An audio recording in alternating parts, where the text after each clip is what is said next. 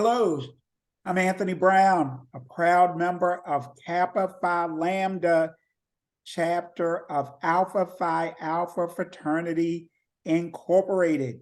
I'm the deputy historian, following the leadership of our historian, Brother Lewis Montgomery. And for the past several months, we have had the honor of interviewing many of our 50-year plus brothers, those brothers who have been a member of Alpha Phi Alpha Fraternity Incorporated for 50 or more years. All of those interviews are available on our YouTube page. And if you've been following our newsletters, you've seen the written scripts from those interviews in the monthly newsletters. I'm honored tonight because I am speaking with Mr. Vaughn Bradley Sr. He is a 50-year plus member of Alpha Phi Alpha Fraternity Incorporated, a member of the Kappa Phi Lambda chapter, and we're going to have a conversation with him tonight. Brother Bradley, how are you? Oh, I'm fine, thank you. And it's my pleasure to participate in this interview. All right, great. And Brother Bradley, I've had the opportunity. It took more than 50 years for somebody to try to do this. Yes. So, Brother Bradley, he has learned technology, and look, his backdrop is there, and he's got our fraternity colors on, so we got the backdrop up. So just welcome, and let's just relax and let persons know a little bit about yourself tonight, okay? That's fine. Thank you.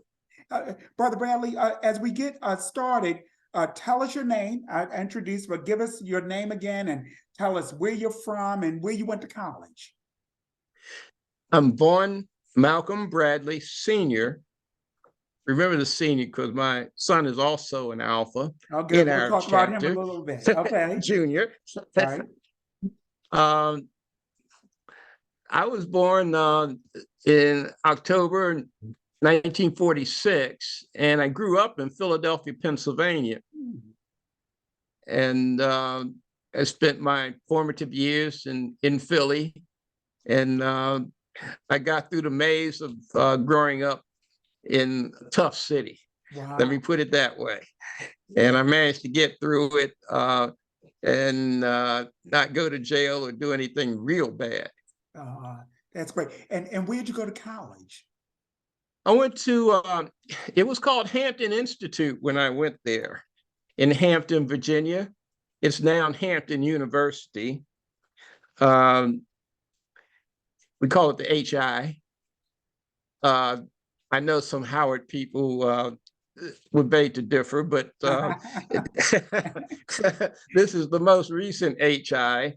So I went to Hampton, and I started there in 1964. Wow. And you said something earlier, and I just want to go back to it, only because you said on it. You said, I grew up in the tough streets of Philadelphia. So tough growing up in Philadelphia as a young African-American male, tough experience? Oh, yes. Oh, yes. When I was preschool, the kids on my block were tough, and we fought every day. to get us ready for what was going to happen the rest of our time in Philadelphia. And one of my best friends back then, we'd have a fight over a little or nothing, but I would give him a bloody nose and he would give me a black eye, and the next day we'd reverse it, and I would aim for his head for sure. And then on the day after that, would you be best friends again? Oh yeah, we were best friends during the day, but then afternoon, we had to get it on again. But I managed to get through elementary school without too much trouble, but I wound up actually in a gang in junior high school. I became a member of 42nd Street gang, and we fought and we did things. And fortunately, I had good parents who made me get home at before dark at night. So I told the corner boys that I had to go to a job so I could get out of there and not do some of the bad things they were doing at nighttime, because they were stealing cars and doing drugs and so forth. And I managed to escape that. That's And awesome. I got in a real gang war fight on 42nd Street and 62nd Street, fought pretty violently, and they came after us. There were about 10 of us at Shoemaker Junior High School in 8th grade, and 62nd Street came up with their whole corner, about 200 guys Mm. after us, and we had a big gang war, and I managed to run and and get out of it. Sometimes that's the But best defense. yeah, and another little lucky thing, I was absent the day that the police came and arrested everybody, Wow. and my buddy on the corner told me that they knew everything by the time I went back. So I managed to stay in school and not get suspended and not have a formal record. That's And awesome. Yeah. my father made sure I got out of that gang. Yeah. Thanks for sharing that. And thanks for letting me go back to that. I think it's important for persons who see these interviews and to remind ourselves from some of the obstacles we came through to get to where we are. And so you end up at Hampton University. Why Hampton? Well, very fortunately, both of my parents went to Hampton. Mm. So I became, and my grandfather was a Hamptonian. So I became the third generation Hamptonian. And they kept me on the straight and narrow. My mother was a teacher, my father was a printer, and they always had me, study hard, and I knew I was going to Hampton when I was like 12 years old. That's correct. What a legacy. Your father and your grandfather went to Yeah. Hampton. If I can ask, We what have a did you? little more while we're on that. My wife's a Hamptonian, Wow. and my son and my daughter are Hamptonians, uh, and my wife's father and mother were Hamptonians, Wow. and her grandmother was a Hamptonian. So my children are fourth generation Hamptonians on both sides of the family. That is absolutely awesome. Well, thank you for sharing that. Thank you for sharing that. I really appreciate that. So as we move a little further with our interview, you end up at Hampton. Why'd you choose to become a member of Alpha Phi Alpha Fraternity Incorporated? Well, I didn't know anything about fraternities. I didn't know, Alpha from a Q or or the sororities or anything. But I was on the swimming team, and I swam on the swimming team, varsity swimming team, for a couple of years. And one of my swimming buddies was an Alpha. He was an upperclassman, and here I was, a freshman. And in a way, he kind of took me under his wing.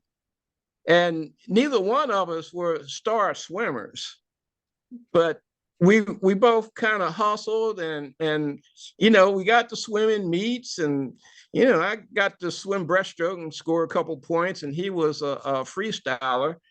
But he tried to help me along and just tell me things that were good, and he invited me to a smoker, and I liked him. I liked his demeanor.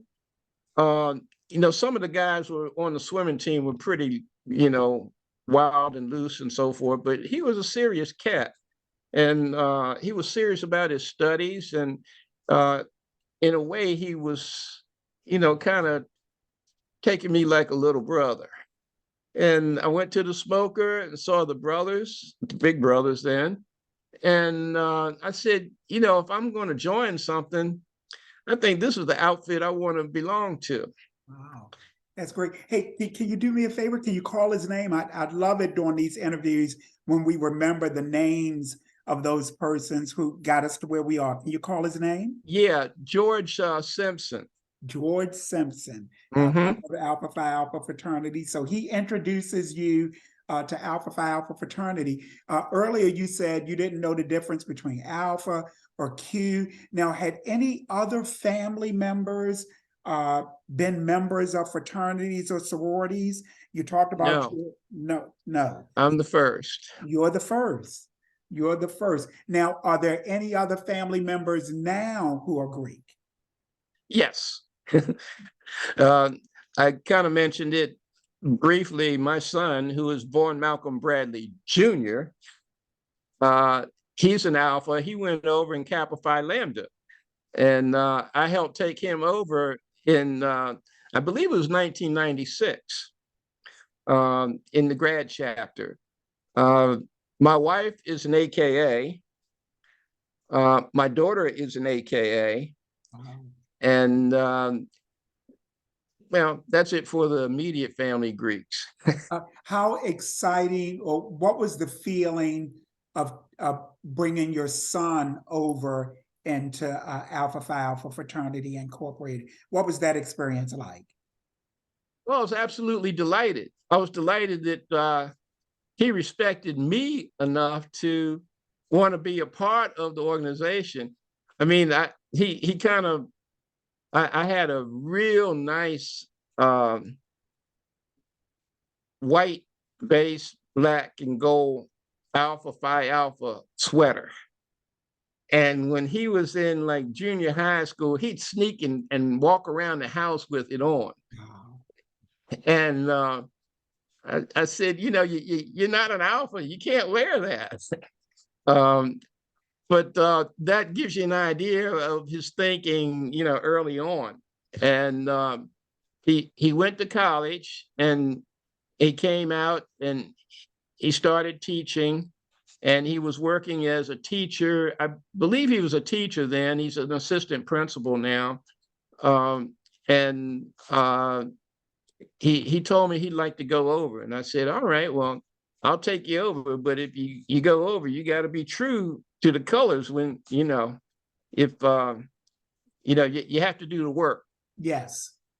And he did. And I was very proud of him, and I'm still proud of him. That is awesome. Now, let me ask you, you talked about your son, 1996. In what year and in what, if you said Hampton, tell us about the year you were made in your specific chapter. Okay. Well, it was Gamma Iota at Hampton Institute then. Yes. And it was 1966. I went over, and you think about some of the memories. Well, my line, we called ourselves the Magnificent Seven. So you had a dual line, 7 of you. Seven of us. Okay. Yes. And we had a couple of brothers, young Sphinxmen then, who were music majors. And they were talented, you know, with music and productions and that type of thing. Well, all of us could sing, all of us could dance. And at Hampton, back at that time, that was unheard of for alphas to sing and dance. And we tore it up. We stole every step show during Hell Week. Wow. We stole it. We performed. And my wife can tell you, she fell in love with us. Well, because you mentioned your wife was an AKA, and you mentioned your wife was a Hamptonian. So did you meet your wife at Hampton? I did. I had my eye on her when I was pledging, because she was dean of pledges for the AKAs. Oh my, okay. Okay. But she really didn't recognize me. I kept myself in the background. But after I went over, I got my good brother Pete, who was a classmate of hers, and she was the sweetheart of his alpha group. And I got my brother Pete to get her to come to our going over party. Okay. And that was in Hampton. And she was going home to Norfolk that weekend, but he told her, no, you got to come. You got to come. You know, you must come to this one. I'll see that you get to your party next week. So she was there. And I went to that party, and, you know, I'm the one who you know, thought all of this up. I wanted her to be there. But she was sitting with her sisters, and the new alphas were there, and we were having a good time, dancing and partying, and, you know, have a sip of something here and there. And I noticed that she would not dance with anyone hardly. And I said, well, I'm not going to embarrass myself and get put down. So I waited till almost the end of the party. I mean, this is 2 or 3 hours. And I picked a slow dance. And walked over and asked her to dance with me. Oh, wow. And that was the beginning. We danced the rest of the night together. I walked her all the way from the party in downtown Hampton across the bridge and onto campus and said goodnight to her. And we began to date after that. That's awesome. That is awesome. And the rest is history. We got married in May of 1967. May of 67. I was still an underclassman, and she came back to the college and was a teacher there. Wow. She was teaching in the laboratory school as an elementary school teacher. So she had graduated. She graduated and came back. Came back to you, right?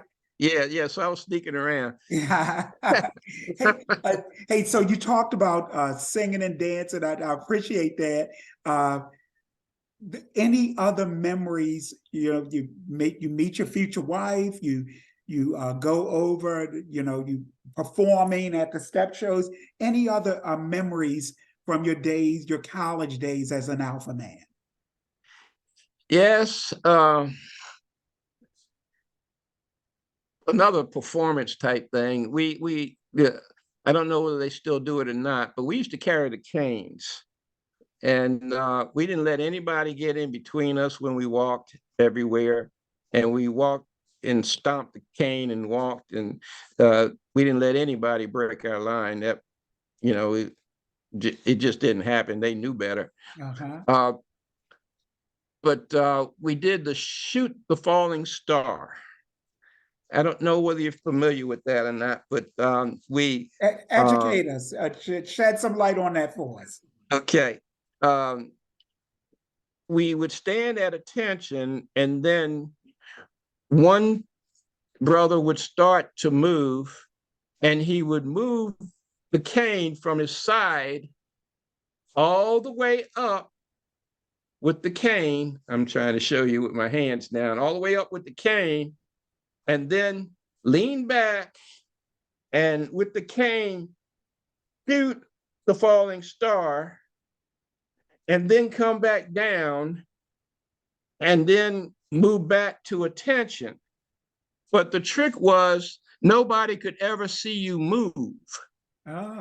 We had to do it so slowly that nobody could see you actually move, and before they knew anything, if they watched you for a half an hour or an hour, they would see you go all the way through from attention, shooting the star, and then back down to attention. Wow. And I thought that was pretty slick. That showed a lot of discipline, and nobody else was doing that. That's awesome. Now, what year did you finish at Hampton? I finished at Hampton in 1968. 1968. Yes, I graduated in 1968. And I got my Bachelor of Science degree in Health and Physical Education. My wife got her master's degree in elementary education, Uh-huh. early childhood education, and elementary education for a master's. And I went into the United States Army via ROTC after that. Yeah, I was going to ask, I was going there. I was going to ask you, so after college, you talked about Army ROTC. What did you do for a living? What's been your Well, professional experience? which way do you want to go? From college on up, or from I what I'm think doing now on back? no, I like college on. Hey, I'll leave that to you. Now on back or college on up. It's up to you. Well, since we're there, let's do college on up. Okay, yes, sir. Okay, I graduated in 1968, and I was a second lieutenant, and I went to Engineer Officers Basic School. I was a health and physical education major, and the Army put me in Corps of Engineers. Does that make a lot of sense to you? Does really? They don't seem to connect, but I'm listening. Well, that's the closest I ever came to failing something. Wow. Okay. I was put in there, and I went to Engineer Officers Basic Training School for it was a 2-month school, and I was in there with guys who were engineers, real engineers, and they had studied it. I mean, some of these guys had master's degree in mechanical engineering and civic engineering, that kind of stuff. And back then, we didn't have computers and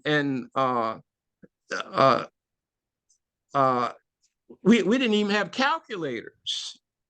Okay, that's back in the day. Yes. Now the engineers were slick. They walked around with their slide rule in the pocket. Slide ruler. Well, I was a phys ed major. I didn't even know how to operate a slide ruler. And here's an interesting story. A brother was in the class with me, the alpha brother. And he was like a fish out of water too, because he was a lawyer. He had finished law school. Yeah. And we were both in engineer school. Well, he did know how to operate a slide ruler. So he would come over to my house and teach me how to operate the slide ruler so that I could get through some of the tests. Brother's keeper. Oh yeah, man. He helped me. I saw him over in Vietnam, by the way, later, and he was representing some black Army guys, and that's another story. But anyway, this was a good brother, and he helped me with the slide ruler. I graduated from Engineer Officers Basic School with a 70.053 average. Okay. And you had to have a 70 in order to pass. Okay. All right. You're that there. was it. I graduated from Engineer Officers Basic School and went to Fort Riley, Kansas as the personnel officer. And I got that job because I wrote the commanding officer a letter, and nobody else bothered to do that. So they gave me that job. And you're active duty Army, and yes, okay. Right, as a second lieutenant, right. Okay. And my wife and I had to move out to Fort Riley, Kansas. Okay. My son was born there, by the way. And I was a platoon leader there after being a personnel officer. then I went over to Vietnam. And I was in Vietnam from 1969 to 1970. And as an engineer officer. And I mean, I was in country. I saw combat, and it was rough. Wow. You know, I was building culverts and bridges and fighting Charlie and dodging rockets and Yeah, I at can night. I hear the pause in your voice, and I see the seriousness of your demeanor. Yeah, it was rough. And I guess some would say that I had this PTSD or whatever they call it nowadays. When I got back, I really didn't want to talk about it. I felt like you know, all those people wanted was to be left alone and working their rice paddies, and here we were trying to promote and force our democracy on them.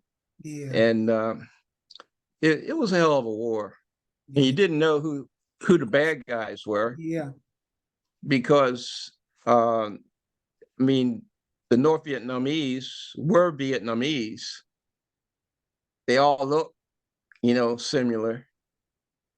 And the Viet Cong were right there in the villages that we were walking through during the day, and they would come out at night and plant bombs and get in firefights with us. So that was a tough war. I got back, and I actually didn't talk to anybody about it for 15 years. Oh my. Okay. Um, And what'd you do when you came back? Where did you land when you came back, and what did you do? okay, fortunately, my wife's father was a principal in the Norfolk City school system. Okay.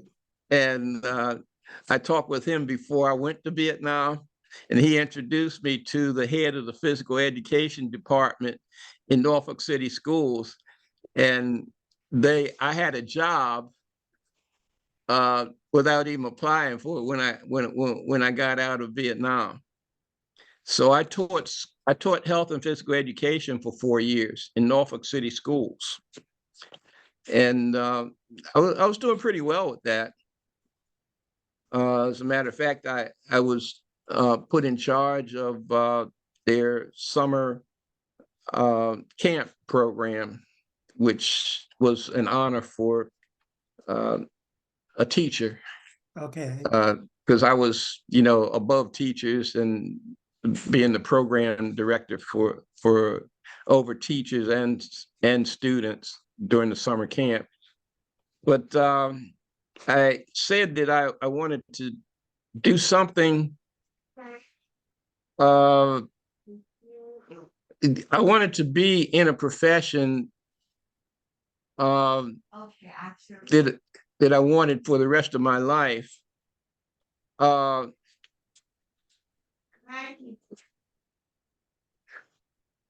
rest of my life after I got out of Vietnam, and I wanted to do that within a 5-year period. And what I saw in education, I didn't think I wanted to stay in it. The pay wasn't that great. I enjoyed the job, but I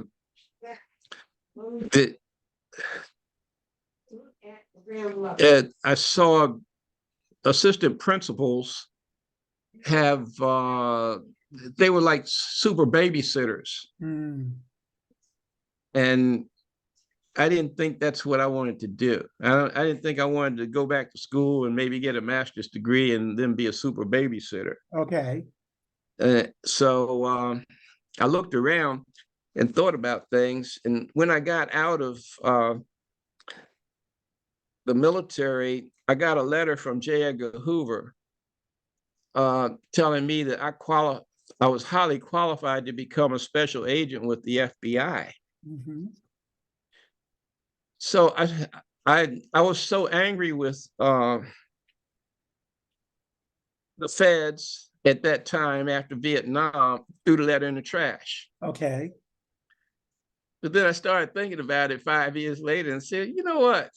Or 4 years later, maybe that wouldn't be so bad after all, being a federal agent.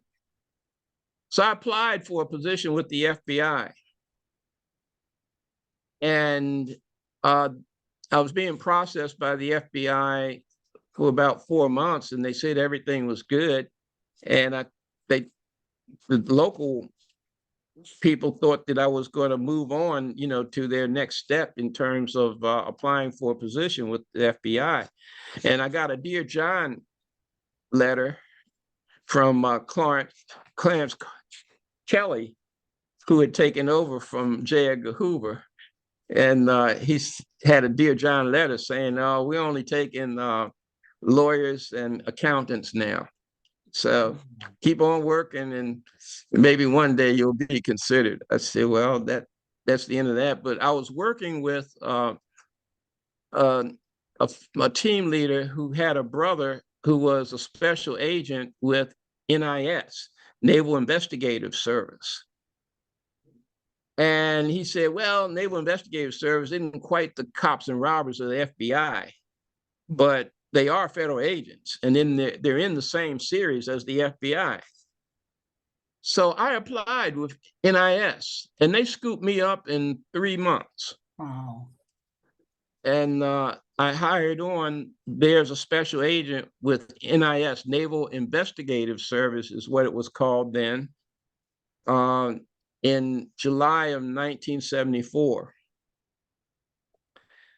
And I remained a special agent with the Naval Investigative Service, which turned into what we see on television now as NCIS.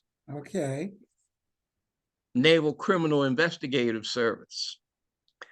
Yeah, we have three television series now. Back then, if I told somebody I was a special agent with NIS or NCIS, they would say, "What's that? Something you drink?" I mean, Yes. they did not know anything about NCIS. But I spent 27 and a half years as a special agent with the Naval Criminal Investigative Service. And I did just about all of it. I did undercover drug work. I did major crimes. I did foreign counterintelligence work. And my last 7.5 years, I did white collar crime investigations. And in 1999, I was honored as the best special agent award, agent of the year award for white collar crime. That's awesome. That is Yeah. and you retired. So you said 27 and a half years. I'm trying to do the calculation here. So what year did you retire? Okay, I retired in January of 2002. Okay, after 9/11. And I was kind of glad to get out then because everything changed. Yeah.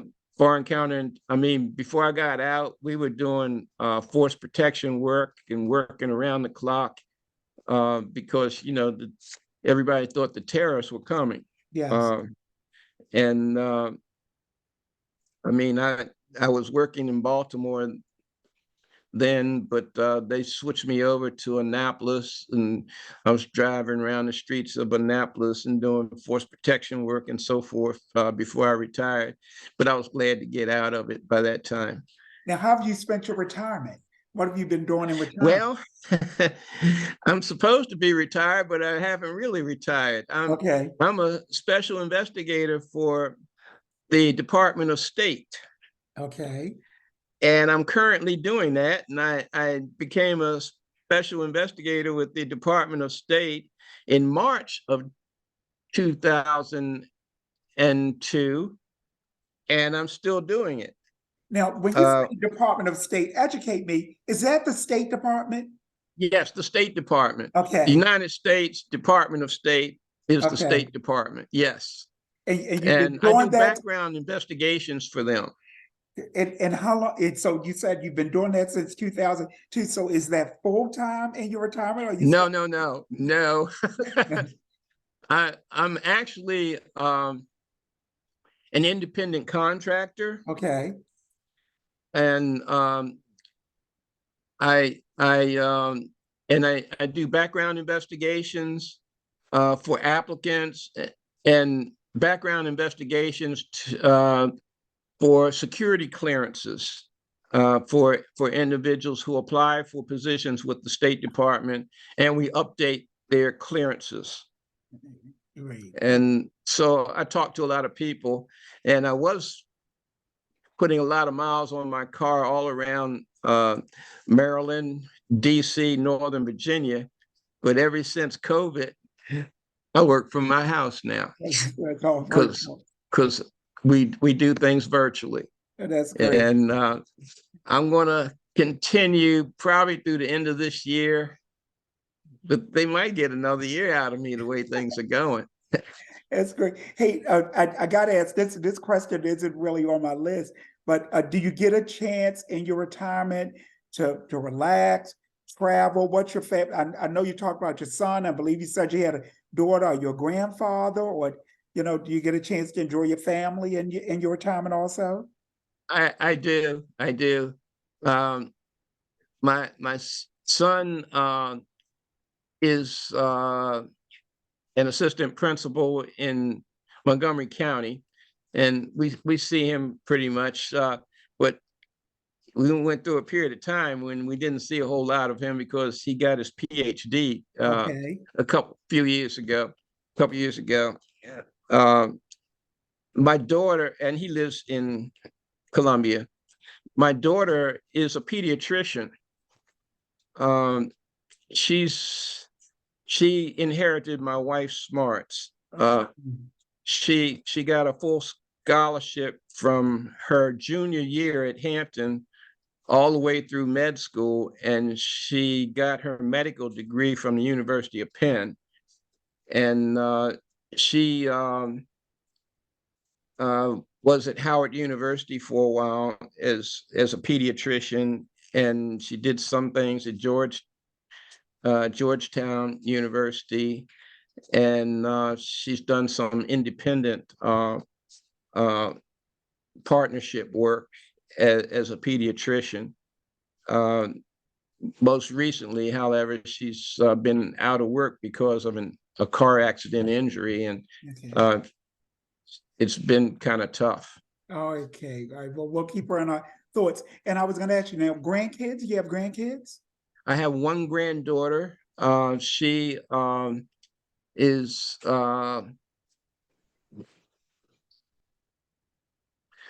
she is a graduate of Howard County school system, Okay. and she's currently working in the area. And she's working with Baltimore City Schools All right. right Great. now. Well, I appreciate that. I'm going to travel back in my questions back to Alpha, but I really appreciate that work history. I think I always appreciate hearing the travel or the journey of some of I'll call you one of our senior statesmen, and your journey from military to career to applying and not getting hired to getting hired, et cetera, to sticking with it for 27, I'm looking at my notes here, for some 20 plus years, still doing it today. I think you guys give us we're standing on your shoulders. You've endured a lot to show us how it's done. So I appreciate that. How'd you end up, I know you live in Howard County, how'd you end up at the Kappa Phi Lambda graduate chapter? Well, I was a member of St. John Baptist Church, and James Fitzpatrick, a good brother, told me about the meetings and so forth, and he took me to a meeting, and in the mid, uh, uh, I'm trying to go back, in the mid 1990s, and I joined up then, and I was there certainly long enough to take my son over, and I stayed active until I had to go to Okinawa with NCIS, and I got back, and then I became active again in 2016. So I had some gaps in there. It sounds good. Now, as a part of Kappa Phi Lambda, have you done any leadership roles or been a part of any committees as a part of the chapter? Very slim. Haven't had a whole lot of time, but I headed up the golf tournament Oh, for a that's great. minute. It's one of the chapter's major fundraisers. So you were a part of that committee. Right, and I participated with some of the education things with Alpha Achievers, and but I haven't done a whole lot of leadership work with Kappa Phi Lambda, and kind of limited time. Yeah, well, what I appreciate is leaders always need workers. So it sounds like you've been working in that area. Help me, you said you headed the golf tournament. So were you the lead coordinator for one of these golf tournaments? Yeah, I forget which year it was, probably 20, it was around 2017 or sometime around there. Yeah. Now, I are you won still the a tournament golfer? in 2016 You said you with my won? foursome. Okay, Huh? your foursome won in 2016. Yeah, yeah, All right. yeah. So, so, so then they figured I was a ringer, and so I didn't have the same group, and we came in second, I think, the year when I was doing more work with it. All right, good. Now, Yes. Are you still golfing? Now my back is messed up, and I've had about 9 leg procedures with veins, and I've had a number of back procedures and so forth. So Oh, you got your I'm title in 2016. So once you get a title, you're a title holder. All right, so you got your title, and then I guess it's been an honor to work with your son within the chapter too, because I think he's been involved in some of the educational pieces. I believe I heard that. Yes, he Vaughn was Bradley also. What do they call it? DNE, Dean of Director of Education. Education. Yes. Okay. Yeah, yeah, about 2 years ago, and he did it for 2 years. Yeah. Okay. All right. That's great. I got a couple more questions. I attended some of his meetings All right. just to be Good. supportive. Yeah, that's good. Like I said, leaders need people who support also. Now, beyond the fraternity, I know you're still working. Do you have any other activities you're involved in, whether it be in your church or community? What are some of your other involvements these days? Well, let's see. Maybe we'll start with church. Okay. I'm currently a trustee um, at Mount Pisgah AME Church, and I've been doing that since 2006. Before that, I was a member of St. John Baptist Church, and I was the head of the trustee board for 6 years at St. John Baptist Church. This was before they did all the moving and so forth. This was back in the mid 1990s. So, and I've been, active in church work for quite a while. I've sing on, I sing on the men's choir now, and I sang on a couple choirs when I was a member of St. John Baptist Church. Some solos, and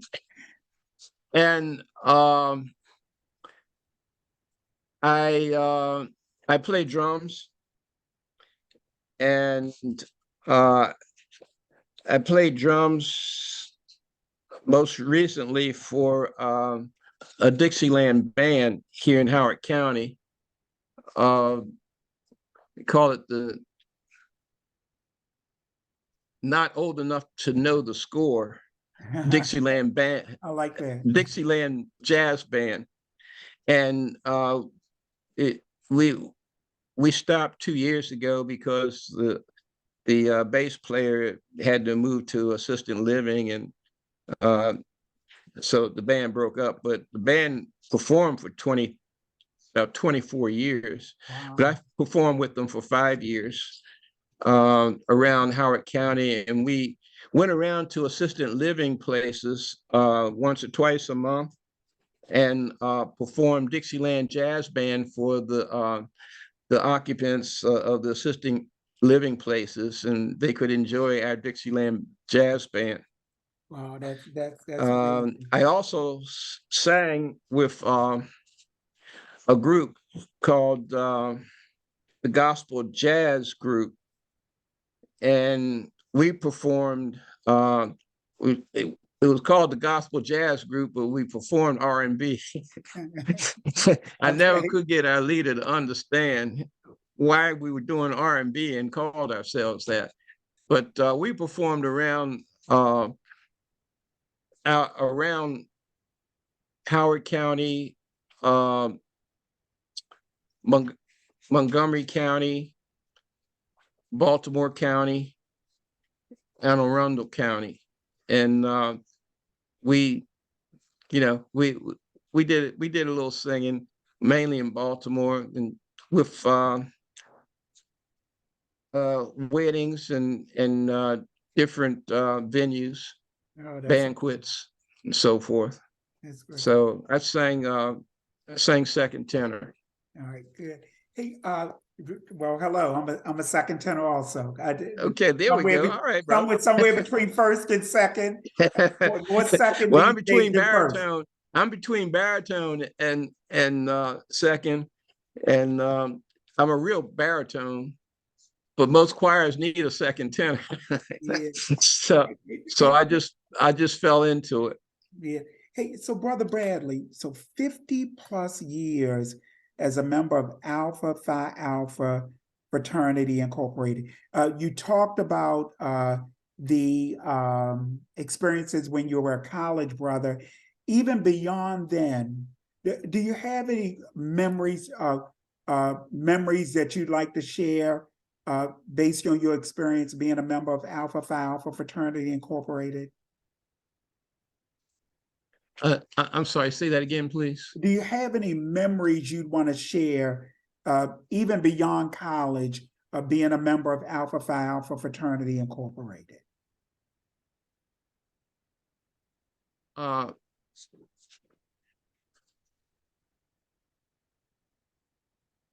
I've always felt that I could hold Alpha high, and wherever I've gone, where they're brothers, I knew I had somebody that I could lean on if I needed to, and they could lean on me.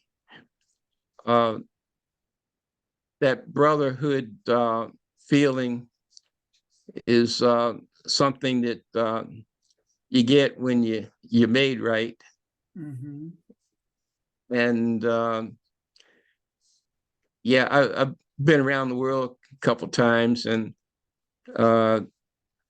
it's a pleasure to know that there are alphas around the world, and alphas will always hold Alpha high. Do you still think the organization, I don't want to use the word relevant, I'll say is important? What makes Alpha Phi Alpha Fraternity Incorporated important today?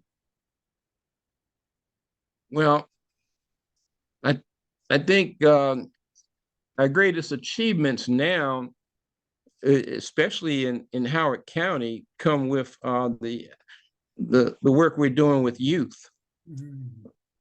and working with alpha achievers and so forth. And I see, that's a stellar program. And it's helped a lot of young men become good men. I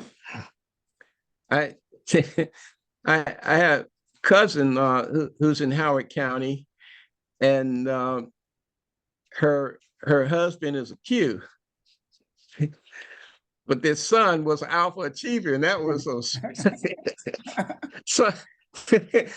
something that he felt very good about, and came to our alpha programs and so forth. So it's recognized. It's recognized by educators. It's recognized by civic leaders, and we're still doing it. And the fraternity is still viable. It's still doing meaningful things, and I'm so glad that that's happening. And my wife, who is a stellar teacher, well, she's retired now, but she has commented on how well received alpha achievers are. And she knows because they kept asking her to come back and teach, and she worked with a grassroots program, and she is we told you about her master's degree and so forth, but she recognizes it.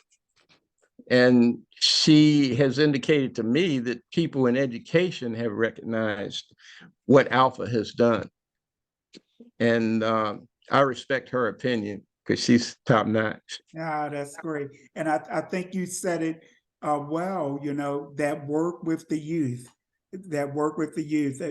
that's been one of my observations, when I bumped into Brother Anthony Vaughn and Brother Chris Williams. And when I look at the work they're doing with these youth, the Alpha today and tomorrow, I mean, it's quite that's going to help us create the legacy and continue, the manly deeds, scholarship, and love for all mankind. That's the philosophy of our organization. Well, Brother Bradley, we're wrapping up. You have any last tidbits you want to share as we begin to wrap up? Yeah, I thank Alpha, and I thank Alpha for getting me hooked up with my wife. Yeah. You've had quite a journey. I'm at Hampton. It's interesting that you mentioned Hampton. When I came in and grabbed my mail out of the mailbox this afternoon, I'm a minister, so I go to the Hampton Ministers Conference each year. So that's wonderful. Yeah, the flyer was in the mailbox for this year's conference. They're actually going to do it in person this year. So I appreciate the pride that you have as a Hamptonian. Is that how you said it? That's it. That's it. Please don't get me in trouble. That's it. I appreciate the pride that you bring from that. I appreciated hearing how you made it through the tough streets of Philadelphia, because I would suggest some who were alongside of you didn't quite make it, and you made it in a stellar way. When we look at your career, and also thank you for being. I'm a elderly neophyte, so I'm fall 22. I went over at age 59. Hey. So thank you for thank you for joining. Yeah, so this elderly neophyte, I recognize that Alpha didn't start when I showed up. I'm standing on the shoulders of great persons like yourself. So thank you for what you've done, what you are doing, and what you will continue to do. Thank you so much. Well, I appreciate the opportunity, and thank you for giving it to me. All right, I'm going to press our record button here.